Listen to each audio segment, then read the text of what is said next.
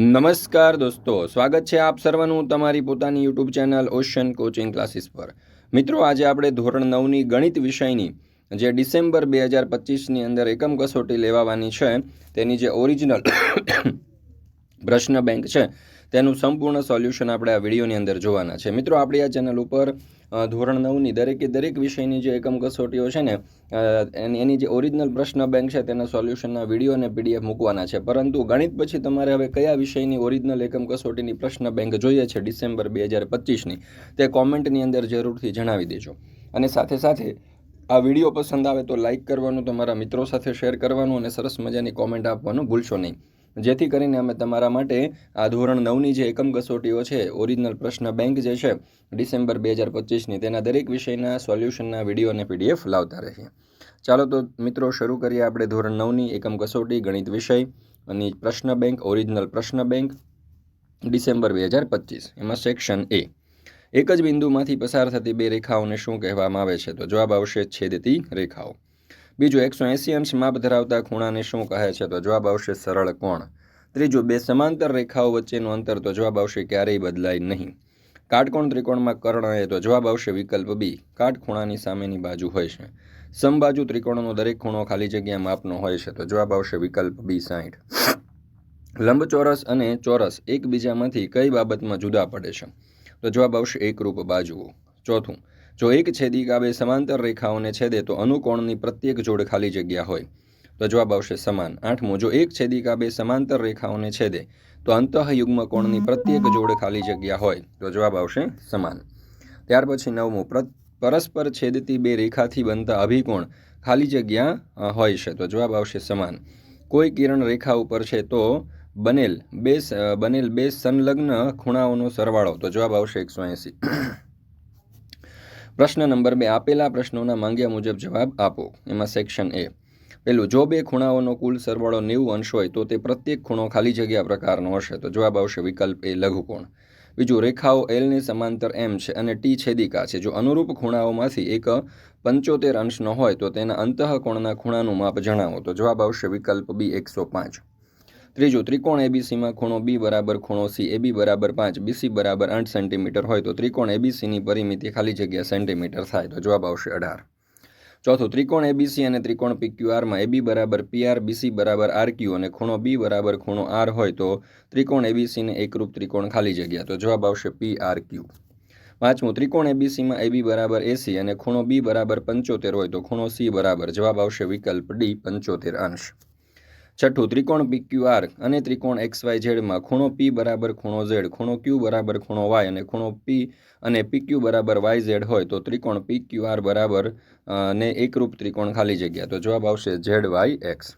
સાતમું, ત્રિકોણ એબીસી અને ત્રિકોણ પીક્યુઆરમાં ખૂણો બી બરાબર ખૂણો પી બરાબર 90, એસી બરાબર આરક્યુ અને એબી બરાબર આરપી હોય તો ત્રિકોણ એબીસીને એકરૂપ ત્રિકોણ ખાલી જગ્યા, તો જવાબ આવશે આરપીક્યુ।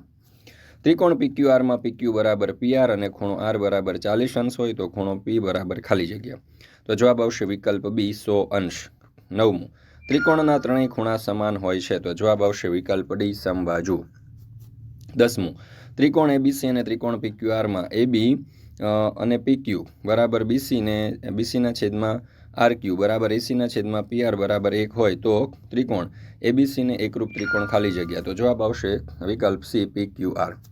ચતુષ્કોણ પીક્યુઆરએસ ચોરસ છે, જો પીક્યુ બરાબર 5 તો ક્યુએસ બરાબર ખાલી જગ્યા, તો જવાબ આવશે વિકલ્પ ડી 5/2।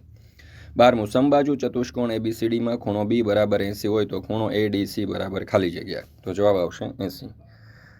13મું, સમબાજુ ચતુષ્કોણ પીક્યુઆરએસમાં વિકર્ણ પીઆર બરાબર 8 સેન્ટીમીટર, વિકર્ણ ક્યુએસ બરાબર 6 સેન્ટીમીટર તો સમબાજુ ચતુષ્કોણની પરિમિતિ ખાલી જગ્યા સેન્ટીમીટર છે, તો જવાબ આવશે વિકલ્પ બી 20।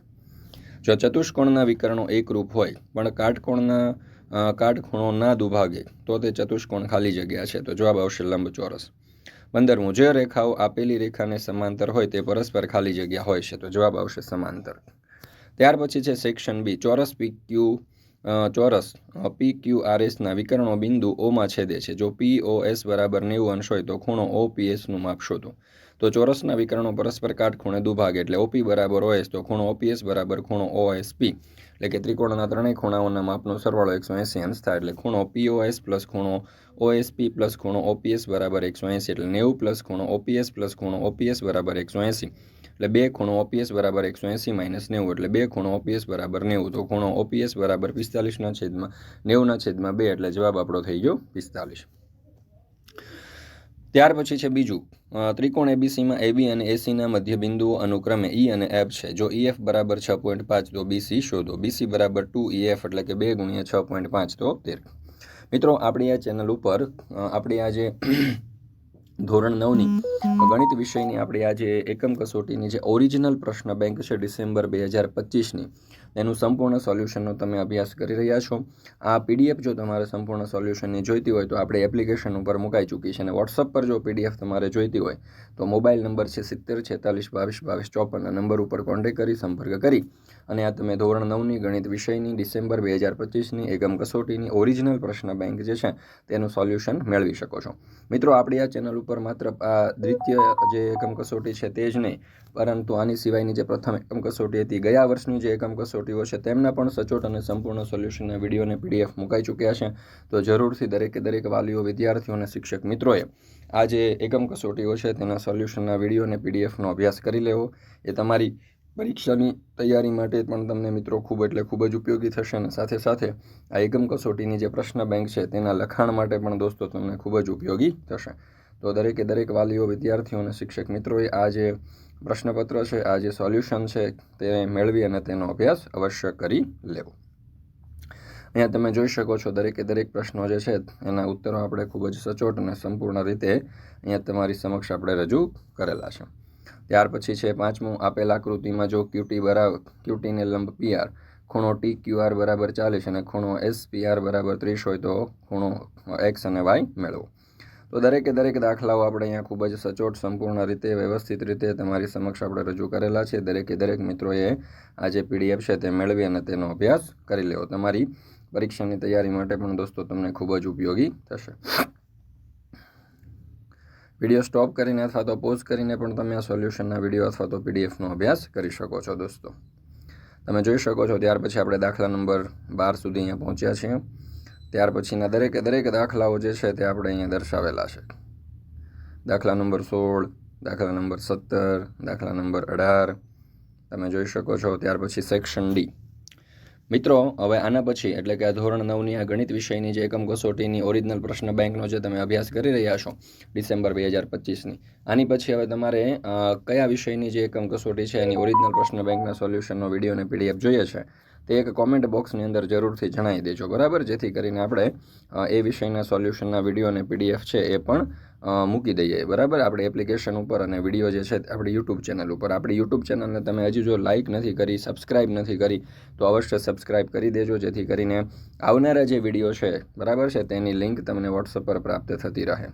તો દરેક પ્રશ્નોના આપણે એકદમ સચોટ અને સંપૂર્ણ રીતે સોલ્યુશન આપેલા છે. તો દરેક વિદ્યાર્થી મિત્રોએ આપણી આ ચેનલને સબસ્ક્રાઇબ કરી દેવી. સરસ મજાની આપણી જે ચેનલ છે એમાં એક સરસ મજાની કોમેન્ટ આપી દેજો આ વિડીયોની અંદર, OCC ઇઝ ધ બેસ્ટ. આ સોલ્યુશન તમને પસંદ આવ્યું હોય તો એના માટેની પણ કંઈક સારી એવી કોમેન્ટ વિચારી અને જરૂરથી આપી દેજો. મિત્રો વિડીયો પસંદ આવ્યો હોય તો એક લાઇક કરી દેજો. તમારા દોસ્તો, મિત્રો, સગા સંબંધી, ભાઈબંધ, દોસ્તાર જેઓ પણ ધોરણ 9માં અભ્યાસ કરતા હોય તે દરેક સુધી આ વિડીયો અવશ્ય શેર કરી દેજો.